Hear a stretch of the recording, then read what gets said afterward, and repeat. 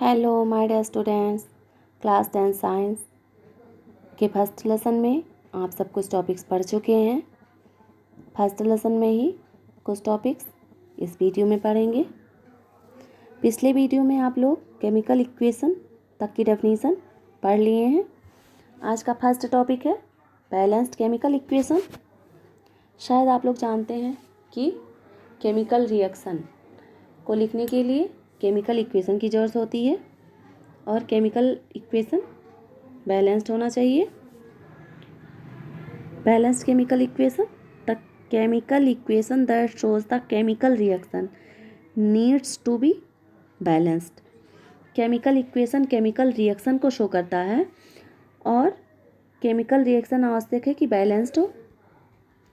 A balanced chemical equation occurs when the number of the atom involved in the reactant side is equal to the number of atom in the product side. A balanced chemical equation तब प्राप्त होता है जब reactant side के number of atoms product side के number of atoms के equal हों। यहाँ दोनों एटम्स आए, रिएक्टेंट्स एंड प्रोडक्ट्स। सबसे पहले हम लोग ये जान लेते हैं कि रिएक्टेंट्स क्या है और प्रोडक्ट्स क्या है। रिएक्टेंट्स किसी भी केमिकल रिएक्शन में जो सब्सटेंस पार्टिसिपेट करते हैं वो रिएक्टेंट्स कहलाते हैं और रिएक्टेंट्स ही प्रोडक्ट्स का फॉर्मेशन करते हैं। Zn plus H2SO4 to give ZnSO4 plus H2। इस केमिकल रिएक्शन में जिंक और सल्फ्यूरिक एसिड पार्टिसिपेट कर रहे हैं और ये जिंक सल्फेट और H2 का फॉर्मेशन कर रहे हैं। सो Zn प्लस H2SO4 रिएक्टेंट्स हैं और ZnSO4 प्लस H2 प्रोडक्ट्स हैं। हम लोग चेक कर लेते हैं कि यह बैलेंस्ड केमिकल इक्वेशन है या नहीं। अगर रिएक्टेंट साइड के number of atoms product side के नंबर ऑफ एटम्स के इक्वल होंगे तो यह रिएक्शन बैलेंस्ड केमिकल इक्वेशन होगी। चेक कर लेते हैं। रिएक्टेंट साइड जिंक का 1 एटम, प्रोडक्ट साइड भी जिंक का 1 एटम है। रिएक्टेंट साइड में हाइड्रोजन के 2 एटम्स हैं, प्रोडक्ट साइड में भी हाइड्रोजन के 2 एटम्स हैं। रिएक्टेंट साइड में सल्फर का 1 एटम है, प्रोडक्ट साइड में भी सल्फर का 1 एटम है। रिएक्टेंट साइड में ऑक्सीजन के 4 एटम्स हैं, प्रोडक्ट साइड में ऑक्सीजन के 4 एटम्स हैं। इस रिएक्शन में हम लोग देखिए कि रिएक्टेंट साइड में नंबर ऑफ एटम्स इक्वल हैं प्रोडक्ट साइड में नंबर ऑफ एटम्स के। सो या बैलेंस्ड केमिकल इक्वेशन है। नेक्स्ट एग्जाम्पल पढ़ने से पहले हम लोग जान लेते हैं कि यस और जी का मतलब क्या है। यस लिखते हैं सॉलिड स्टेट के लिए, जी लिखते हैं गैसियस स्टेट के लिए, इसी तरह से एल लिखते हैं लिक्विड स्टेट के लिए और एक्यू एक्वस के लिए लिखते हैं। अब इस रिएक्शन में देख लेते हैं रिएक्टेंट्स और प्रोडक्ट्स। Fe प्लस H2O ये रिएक्टेंट्स हैं, Fe3O4 प्लस H2 ये प्रोडक्ट्स हैं। अब चेक कर लेते हैं कि यह केमिकल रिएक्शन बैलेंस्ड है या नहीं। रिएक्टेंट साइड में Fe के 3 एटम्स हैं, प्रोडक्ट साइड में भी Fe के 3 एटम्स हैं। रिएक्टेंट साइड में हाइड्रोजन के 8 एटम्स हैं, प्रोडक्ट साइड में भी हाइड्रोजन के 8 एटम्स हैं। रिएक्टेंट साइड में ऑक्सीजन के 4 एटम्स हैं, प्रोडक्ट साइड में ऑक्सीजन के 4 एटम्स हैं। इस रिएक्शन में भी हम लोग देख रहे हैं कि रिएक्टेंट साइड में number of atoms product side में नंबर ऑफ एटम्स के इक्वल हैं। सो यह केमिकल रिएक्शन भी बैलेंस्ड है। अगर आप लोगों को केमिकल रिएक्शन बैलेंस्ड करना सीखना हो तो इसके लिए एक वीडियो मैं अपलोड कर चुकी हूँ, उसको आप लोग देख के हेल्प ले सकते हैं। नेक्स्ट टॉपिक है टाइप्स ऑफ केमिकल रिएक्शन। अब हम लोग पढ़ेंगे कि केमिकल रिएक्शन कौन कौन से टाइप की होती हैं। फर्स्ट है कॉम्बिनेशन रिएक्शन, इसे एडिशन रिएक्शन भी कहते हैं।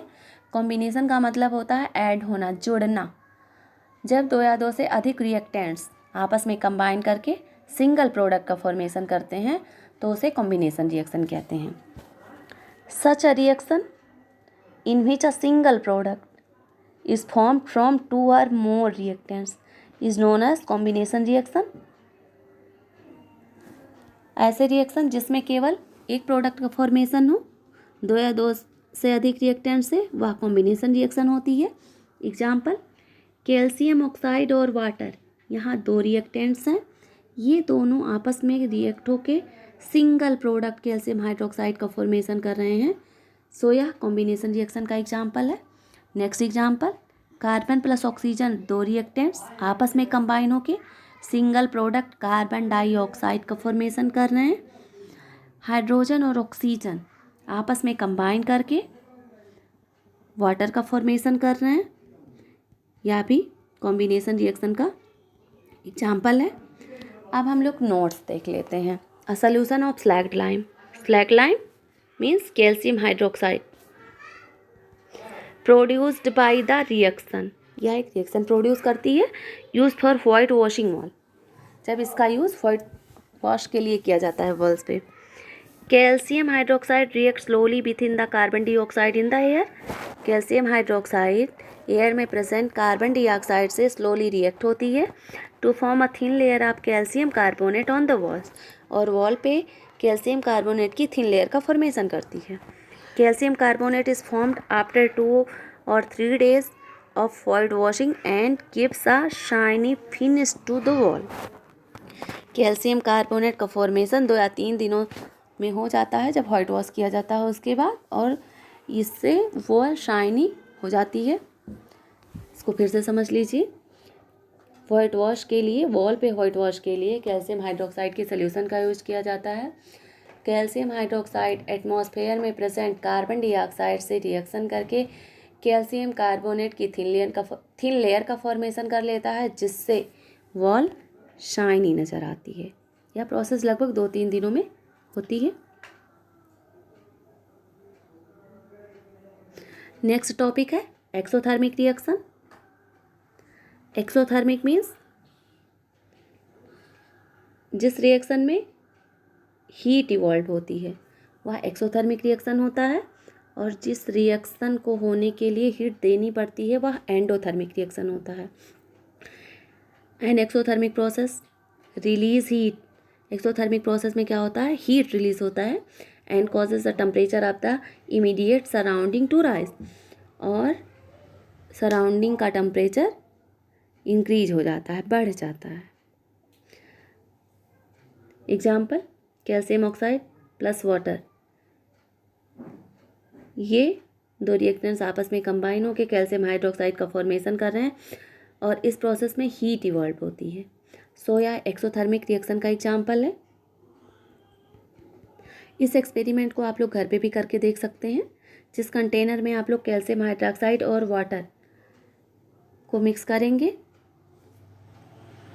उसके बाद कैल्शियम हाइड्रोक्साइड का फॉर्मेशन हो जाएगा और हीट इवॉल्व होगी, मतलब वो कंटेनर जो है बहुत गर्म हो जाएगा, और जो कैल्शियम हाइड्रोक्साइड का सॉल्यूशन होगा वो भी बहुत गर्म हो जाएगा। तो यह शो करता है कि यह एक्सोथर्मिक रिएक्शन का एग्जाम्पल है। Next topic, endothermic reaction.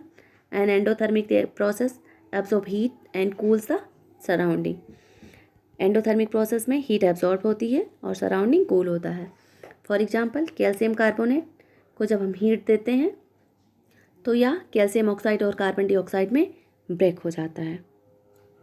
That means calcium carbonate break हो कैल्शियम ऑक्साइड और कार्बन डाइऑक्साइड, इसके लिए यह नेसेसरी है कि इसे हीट देना पड़ेगा। यह रिएक्शन हीट देने पे हो रही है, तो हम ऐसे कह सकते हैं कि एंडोथर्मिक रिएक्शन में हीट एब्जॉर्ब होती है। एक टॉपिक यहाँ पे इम्पॉर्टेंट है कि जो कॉम्बिनेशन रिएक्शन होते हैं वो ज़्यादातर एक्सोथर्मिक होते हैं, ऐसे ही अधिकतर डिकम्पोजिशन रिएक्शन एंडोथर्मिक होते हैं। डिकम्पोजिशन रिएक्शन हम लोग आगे पढ़ेंगे। Decomposition reaction, when single reactant break down to give simpler product, this is decomposition reaction. जब एक सिंगल रिएक्टेंट्स ब्रेक हो जाता है सिंपलर प्रोडक्ट्स में, दैट मीन्स जब एक रिएक्टेंट्स 2 या 2 से अधिक प्रोडक्ट्स में ब्रेक हो जाता है तो उसे डिकम्पोजिशन रिएक्शन कहते हैं। एग्जाम्पल देख लेते हैं हम लोग इसका। फेरस सल्फेट को जब हीट देते हैं तो यह फेरिक ऑक्साइड, सल्फर डाइऑक्साइड और सल्फर ट्राइऑक्साइड में ब्रेक हो जाता है। एक रिएक्टेंट 3 प्रोडक्ट्स में ब्रेक हो गया हीट देने पर, या डिकम्पोजिशन रिएक्शन का एग्जाम्पल हो गया। ऐसे ही lead nitrate, lead oxide, nitrogen dioxide और ऑक्सीजन में ब्रेक हो जाता है। एक रिएक्टेंट 3 प्रोडक्ट्स में ब्रेक हो गया, यह भी डिकम्पोजिशन रिएक्शन का एग्जाम्पल है। ये भी हीट के प्रेजेंस में होता है, जब इसको हीट देते हैं तभी यह रिएक्शन प्रोसीड होता है। Next example, silver chloride sunlight की प्रेजेंस में सिल्वर और क्लोरीन गैस में डिसोसिएट हो जाता है। यहाँ भी एक रिएक्टेंट से 2 प्रोडक्ट का फॉर्मेशन हो रहा है, तो ये भी डिकम्पोजिशन रिएक्शन का एग्जाम्पल है। सिल्वर ब्रोमाइड सिल्वर और ब्रोमीन में डिसोसिएट हो जा रहा है, ब्रेक हो जा रहा है, यह भी डिकम्पोजिशन रिएक्शन का एग्जाम्पल है। नेक्स्ट है displacement reaction.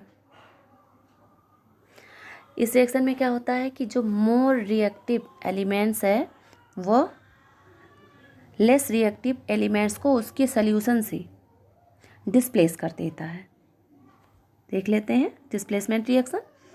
Displacement reaction is a chemical reaction in which a more reactive element displace a less reactive element from its compound.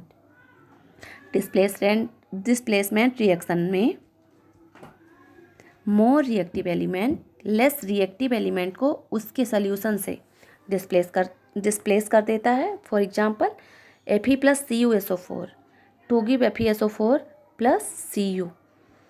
इस रिएक्शन में कॉपर सल्फेट की सॉल्यूशन से Fe कॉपर को displace कर दे रहा है और फेरस सल्फेट का फॉर्मेशन कर रहा है।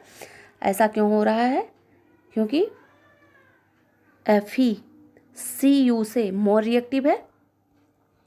इलेक्ट्रोकेमिकल सीरीज में Fe कॉपर के ऊपर है, इसलिए Fe मोर रिएक्टिव है। तो मोर reactive element less reactive element के सॉल्यूशन से उसको डिस्प्लेस कर देता है, तो वहाँ डिस्प्लेसमेंट रिएक्शन होती है। Next example, lead copper chloride के सॉल्यूशन से कॉपर को डिस्प्लेस कर दे रहा है और लेड क्लोराइड का फॉर्मेशन कर रहा है।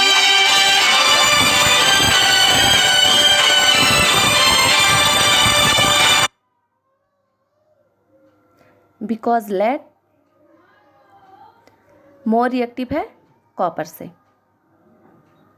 तो ये भी डिस्प्लेसमेंट रिएक्शन का एग्जाम्पल है।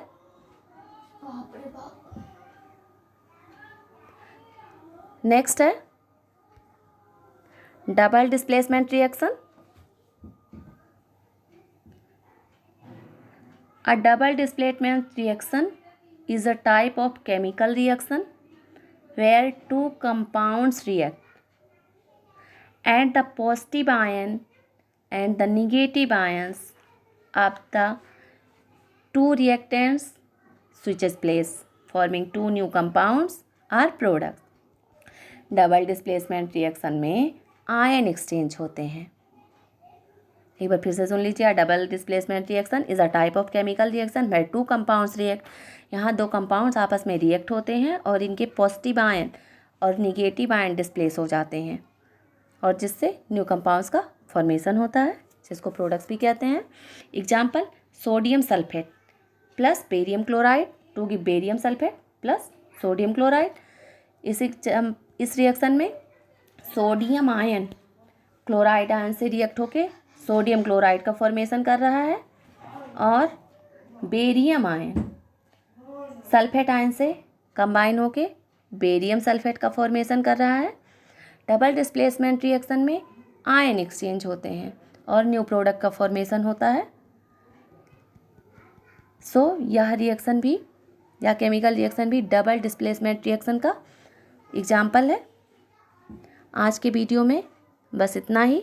नेक्स्ट वीडियो में हम लोग फर्स्ट लेसन के ही कुछ टॉपिक्स और पढ़ेंगे।